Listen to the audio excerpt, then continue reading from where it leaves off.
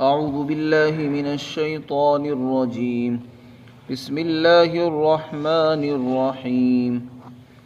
من كان يريد حرث الآخرة نزد له في حرثه ومن كان يريد حرث الدنيا نؤته منها وما له في الآخرة من نصيب. أم لهم شركاء شرعوا لهم من الدين ما لم يأذن به الله ولولا كلمة الفصل لقضي بينهم وإن الظالمين لهم عذاب أليم. ترى الظالمين مشفقين مما كسبوا وهو واقع بهم والذين آمنوا وعملوا الصالحات في روضات الجنات لهم ما يشاءون عند ربهم ذلك هو الفضل الكبير. ذلك الذي يبشر الله عباده الذين آمنوا وعملوا الصالحات قل لا أسألكم عليه أجرا إلا المودة في القربى ومن يقترف حسنة نزد له فيها حسنا إن الله غفور شكور. اور جو شخص آخرت کی کھیتی کا طالب ہوگا ہم اس کی کھیتی میں اضافہ فرما دیں گے، اور جو دنیا کی کھیتی کا طالب ہوگا تو ہم اس میں سے اس کو کچھ دے دیں گے، اور آخرت میں اس کا کوئی حصہ نہیں ہوگا۔ کیا ان کے شرکا نے ان کے لیے کوئی دین تجویز کر دیا ہے جس دین کی اللہ نے بھی اجازت نہیں دی؟ اور اگر ایک فیصلہ کن بات اللہ کی طرف سے طے شدہ نہ ہوتی تو ان کے درمیان فیصلہ عملی طور پر ہو چکا ہوتا۔ یقیناً ظالم لوگوں کے لیے دردناک عذاب ہے۔ اور اے مخاطب، ظالم لوگوں کو تو دیکھے گا کہ وہ اس وبال سے ڈر رہے ہوں گے جو ان کے اعمال کا ہوگا، یعنی انہوں نے جو عمل کیے ہوں گے ان عمل کی وجہ سے جو وبال ہوگا اس سے ڈر رہے ہوں گے، لیکن وہ وبال ان پر پڑ کر رہے گا۔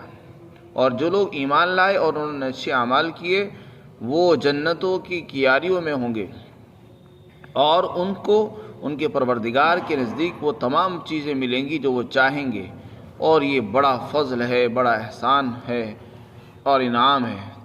اور اسی کی اللہ تعالیٰ اپنے بندوں کو خوشخبری سناتا ہے جو ایمان لائے ہیں اور جنہوں نے نیک عمل کیے۔ اور اے پیغمبر آپ کہہ دو میں اس دعوت اور تبلیغ پر تم سے کسی اجر اور بدلے کا سوال نہیں کرتا ہوں، ہاں رشتہ داری کی محبت۔ اور جو کوئی نیک عمل اور بھلائی کرے گا تو ہم اس بھلائی کے اندر اس کی خاطر خوبی میں اضافہ فرما دیں گے، یقیناً اللہ بہت بخشنے والا ہے، قدردان ہے۔ یہاں سب سے پہلے اللہ تعالیٰ نے اعمال کرنے والے لوگوں کی دو قسمیں بیان فرمائی۔ فرمایا ایک تو وہ انسان ہے جو دنیا میں عمل کرتا ہے اور اپنے ہر عمل سے اس کی خواہش یہ ہوتی ہے کہ مجھے دنیا ملے۔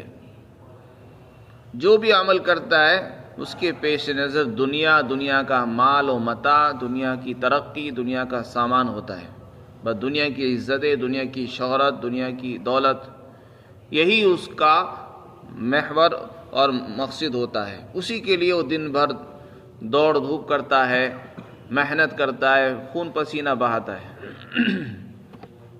اور اس کے پاس ایمان بھی نہیں ہے۔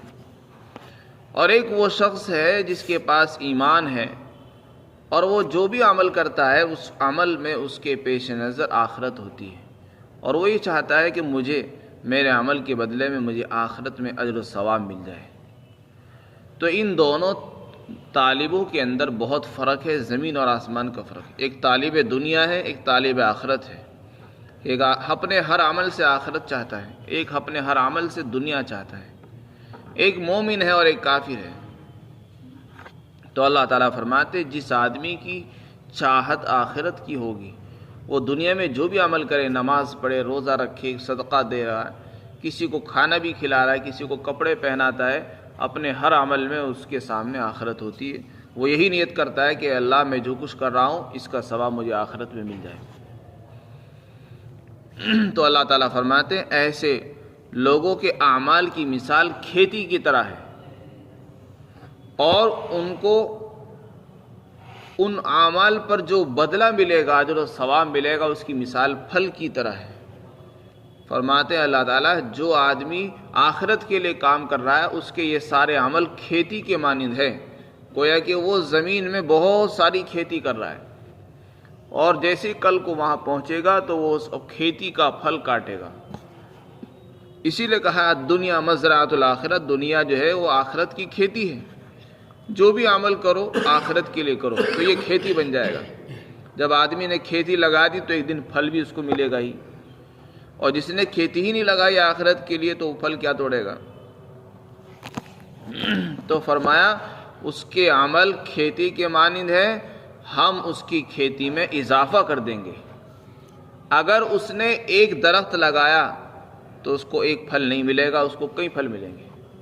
اس کا مطلب یہ ہے کہ اگر اس نے ایک عمل کیا ہے تو ایک عمل پر اللہ کے یہاں سے اصول ہے ہر عمل پر 10 نیکیاں تو ملتی ہیں، اور بہت سے اعمال پر اللہ تعالیٰ کی طرف سے 700 گنا تک بھی اجر و ثواب ملتا ہے. قرآن میں اس کا بھی ذکر ہے. اور اللہ تعالیٰ نے یہ بھی فرمایا کہ اللہ جس کے لیے چاہے گا اور زیادہ بھی کر دے گا. تو مطلب یہ ہے 10 گنا یا 700 گنا پر کوئی متعین نہیں، اللہ تعالیٰ کی مرضی، جس کو زیادہ دینا چاہے زیادہ بھی عطا کر سکتا ہے. تو کھیتی میں اضافہ کرنے کا، کھیتی کو بڑھانے کا مطلب یہ ہے کہ آدمی نے کھیتی تو تھوڑی سی کی لیکن اس کا پھل اس کو بہت زیادہ کئی گنا کر کے دے دیا جائے گا. جیسے کہ یہ ضابطہ ہے ہر نیکی پر 10 گنا، ہر نیکی پر 700 گنا، یہ تو طے ہے. اس سے زیادہ بھی مل جائے گا. وہ کتنا ملے گا اس کی تعداد ہمیں معلوم نہیں ہے، کتنا ملے گا یہ تو اللہ کے علم میں ہے، اور اللہ تعالیٰ جب دے گا اس وقت اندازہ ہوگا. اللہ تعالیٰ بے حساب عطا فرمائے گا، اسے کوئی روکنے والا نہیں، اس کے خزانے میں کمی نہیں. تو یہاں بھی اللہ تعالیٰ نے کوئی تعداد متعین نہیں کی کہ کتنا دیں گے ہم. اس سے آخرت کے لیے عمل کرنے والوں کی فضیلت معلوم ہوتی ہے کہ جو آدمی آخرت کے لیے کام کرتے ہیں ان کے عمل کے اجر و ثواب کی کوئی حد نہیں ہے، بے حساب اللہ دیں گے. اللہ تعالیٰ اس کی کھیتی میں اضافہ کر دیں گے، یعنی اس کے عمل کے اجر و ثواب کو کئی گنا کر کے دے گا. اسی لیے جو لوگ آخرت کے لیے کام کر رہے ہیں، چاہے وہ مبلغین ہیں، معلمین ہیں، لوگوں کو پڑھا رہے ہیں، علم پھیلا رہے ہیں، تبلیغ کر رہے ہیں، لوگوں کو سکھا رہے ہیں، پڑھا رہے ہیں، ان کے عمل کا کوئی حساب نہیں کتنا ملے گا. اگر واقعتاً ان کی نیت آخرت کی ہے، نیت آخرت کی ہونی چاہیے. اس لیے ہم سب کو چاہیے کہ جب بھی کوئی عمل کریں، کوئی نیکی کریں، اس میں آخرت کو پیش نظر رکھیں، کیونکہ جب آخرت کی نیت آ جاتی ہے تو اس آیت کی فضیلت میں ہم شامل ہو جائیں گے اور اللہ تعالیٰ بے حساب ہمیں عطا فرمائے گا. دوسری طرف وہ آدمی ہے جو دنیا کے لیے کام کرتا ہے. اس کا ذکر اس سے پہلے بھی آ چکا ہے. تو فرمایا جس آدمی کی نیت سے دنیا ہوتی ہے تو ہم اس کو دنیا میں سے کچھ دیں گے. اس میں وعدہ نہیں فرمایا کتنا دیں گے، فرمایا کچھ دیں گے، تھوڑا سا دے دیں گے. اور یہ بھی ضروری نہیں دیں گے میں نہیں دیں گے، اللہ تعالیٰ نے فرمایا کچھ دیں گے. ظاہر ہے کہ دنیا کی جو بھی نعمتیں ہیں وہ آخرت کے مقابلے میں فنا ہونے والی ہی ہیں. آج اگر کوئی نعمت مل جائے تو وہ کل کو ختم ہو جاتی ہے. مال ملے تو پیسے بھی ختم ہی ہو جاتے ہیں، عہدہ بھی ختم ہو جاتا ہے، کرسی ختم ہو جاتی ہے، یہاں تک کہ انسان کی جوانی، سب چیزیں ختم ہی ہو جاتی ہیں. آخرت میں جو کچھ ملے گا وہ کبھی ختم نہیں ہوگا، کبھی پرانا نہیں ہوگا، کبھی پھٹے گا نہیں، پرانا نہیں ہوگا، بیکار نہیں ہوگا. یہ دنیا اور آخرت کی نعمتوں میں فرق ہے. دنیا کی ہر چیز فنا ہونے والی ہے، آخرت کی ہر چیز باقی رہنے والی ہے اور بڑھنے والی چیز. تو یہ اس سے فرق معلوم ہوتا ہے. بلکہ وہاں 15ویں پارے کے اندر تو اللہ تعالیٰ نے فرمایا کہ جو آدمی دنیا کا طالب ہوگا ہم اس کو دنیا ہی میں دیں گے، آخرت میں اس کو کوئی حصہ نہیں ہوگا، اس کے لیے جہنم ہوگی. یہاں فرمایا آخرت میں اس کو کچھ نہیں ہوگا، کیونکہ اس نے آخرت کے لیے کیا ہی نہیں، نہ اس کا آخرت پر یقین ہے نہ اس پر ایمان ہے. تو کیسے مل جائے گا اس کو آخرت میں؟ اس لیے جو لوگ دنیا میں کام کر رہے ہیں، کفار اور مشرکین، وہ دنیا کے لیے کام کرتے ہیں. اللہ تعالیٰ ان کو دنیا میں دے دیتے ہیں، اور مسلمان یہ سوچتا ہے کہ پتہ نہیں ان کو دنیا کیوں زیادہ ملی ہوئی ہے اور ہمارے پاس دنیا کم کیوں ہے۔ حقیقت یہ ہے کہ ان کی منشا ہی دنیا ہوتی ہے۔ مسلمان کے پیش نظر دنیا نہیں ہوتی ہے، اس کو تو ہر عمل میں اپنی آخرت کو سامنے رکھنا ہوتا ہے، اور اسی لیے اللہ تعالیٰ اس کو دنیا نہیں دیتے۔ تو اگر مسلمان کو دنیا کم ملی ہے تو اسے افسوس نہیں کرنا، رنج نہیں کرنا چاہیے، کیونکہ مرنے کے بعد اس کو بہت زیادہ ملنے والا ہے۔ اس کے بعد اللہ تعالیٰ نے مشرکین کی تردید فرمائی ہے۔ اس سے پہلی آیات میں اللہ تعالیٰ نے یہ بات واضح فرما دی کہ دین ایک ہی ہے، سب انبیاء کا دین ایک ہے، اس امت کو اللہ نے کوئی نیا دین نہیں دیا ہے۔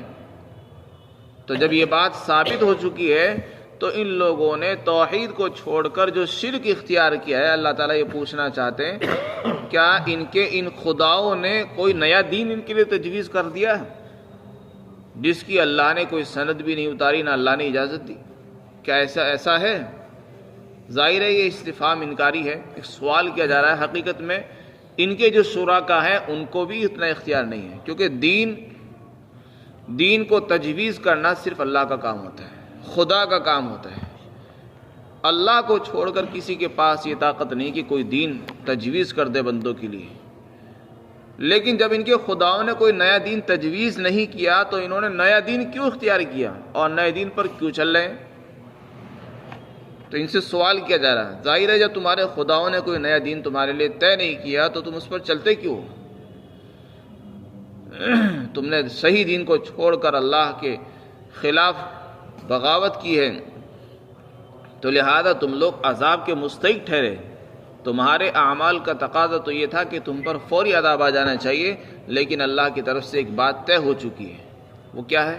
اللہ کی طرف سے یہ طے ہو چکا ہے کہ جو گنہگار ہے ان پر فوری عذاب نہیں آئے گا، یا تو موت کے بعد آئے گا یا مرنے سے پہلے آئے گا، لیکن اس کا ایک وقت طے ہو چکا ہے، کب آئے گا وہ اللہ کو معلوم ہے۔ مرنے کے بعد تو آئے گا ہی۔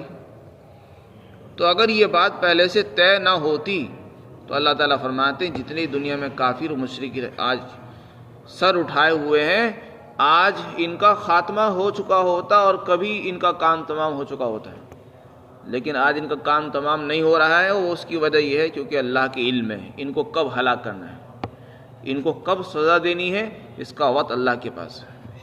یہ دنیا چونکہ سزا دینے کی جگہ نہیں ہے، یہ دنیا اللہ تعالیٰ نے سزا دینے کے لیے نہیں بنائی ہے، تو عمل کے لیے بنائی ہے، کوئی اچھا کرے برا کرے۔ مرنے کے بعد جو دنیا شروع ہوگی آخرت، وہ ہے اللہ تعالیٰ نے بنائی ہے سزا دینے کے لیے، بدلہ دینے کے لیے، وہ اسی کو بنایا گیا ہے۔ اس لیے اگر کسی کافر، کسی مشرک، کسی ظالم کو اس دنیا میں سزا نہیں مل رہی ہے تو اس سے یہ نہیں سمجھنا چاہیے کہ اللہ تعالیٰ غافل ہے یا اللہ تعالیٰ نے ان کو ڈھیل دے رکھی ہے اور اس کی غلطی ہے۔ ایسے لوگوں کو ڈھیل نہیں ملنی چاہیے، کیونکہ یہ دنیا سزا کی جگہ نہیں ہے۔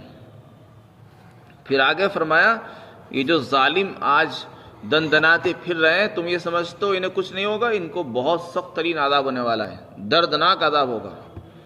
اور جس دن یہ وہاں پہنچیں گے تو ان ظالموں کا حال یہ ہوگا کہ اپنے کیے کرائے سے سہمے ہوئے ہوں گے۔ انہوں نے جو کرتوتیں کی ہوں گی ان کے وبال اور عذاب سے یہ ڈر رہے ہوں گے، انہیں خطرہ ہوگا کہ کہیں ہم پھنس نہ جائیں، لیکن اللہ تعالیٰ فرماتے ہیں وہ عذاب ان پر واقع ہو کر رہے گا، بچ نہیں سکیں گے اس دن۔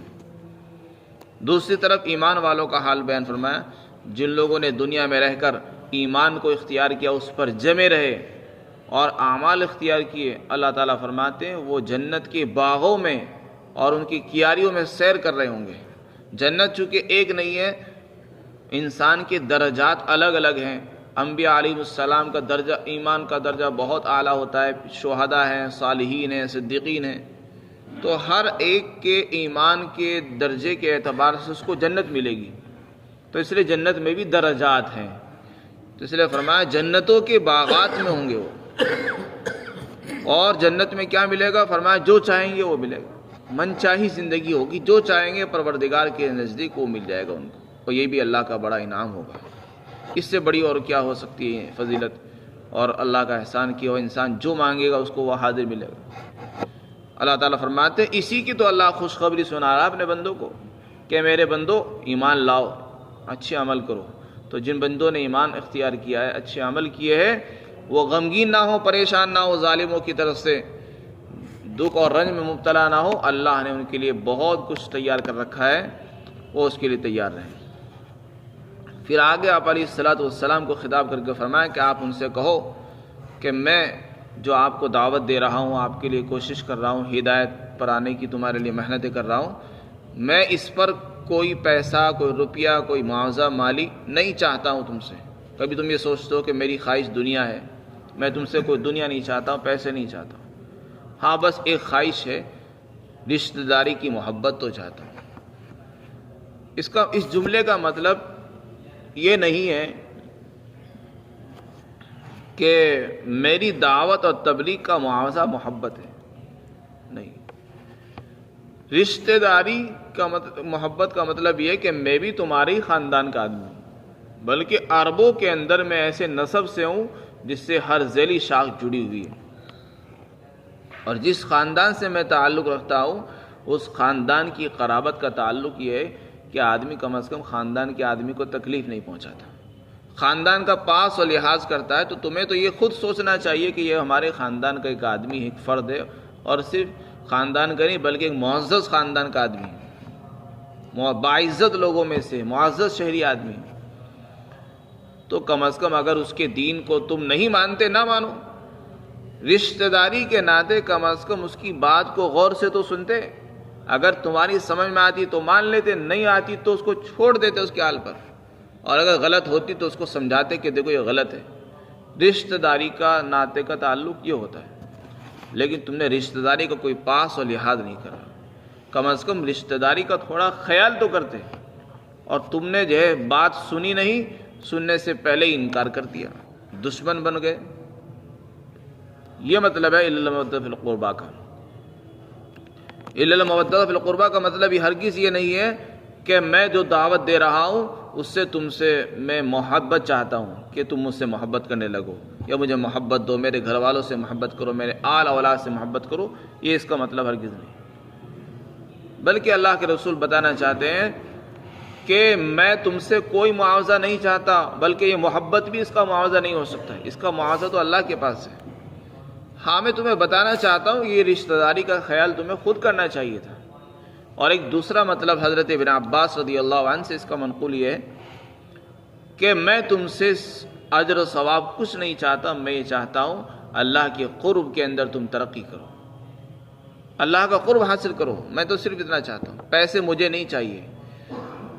یہ قربا قرابت کے معنی میں نہیں، یہ قرب کے معنی میں ہے، اللہ کی نزدیکی میں آگے بڑھو، اور اللہ کی نزدیکی میں جبھی آگے بڑھ سکتے ہیں جبکہ تم میری اتباع کرو، اللہ کا حکم مانو، اللہ کو اپنا خدا تسلیم کرو، اور شرک اور بت پرستی سے اپنے آپ کو نکالو۔ پھر آگے فرمایا کہ جو آدمی کوئی بھلائی کرے گا ہم اس کی بھلائی کے اندر خوبی میں اضافہ کر دیں گے۔ اس دنیا میں آدمی جب کوئی نیکی کرتا ہے تو اس کی نیکی میں اضافہ فرما دیا جاتا ہے، یہ اللہ کا اصول ہے۔ کتنا اضافہ کریں گے اللہ تعالیٰ نے اس کی تحدید نہیں فرمائی۔ اللہ بڑا بخشنے والا ہے، بڑا قدردان ہے۔ اللہ ہمیں عمل کی توفیق نصیب فرمائے۔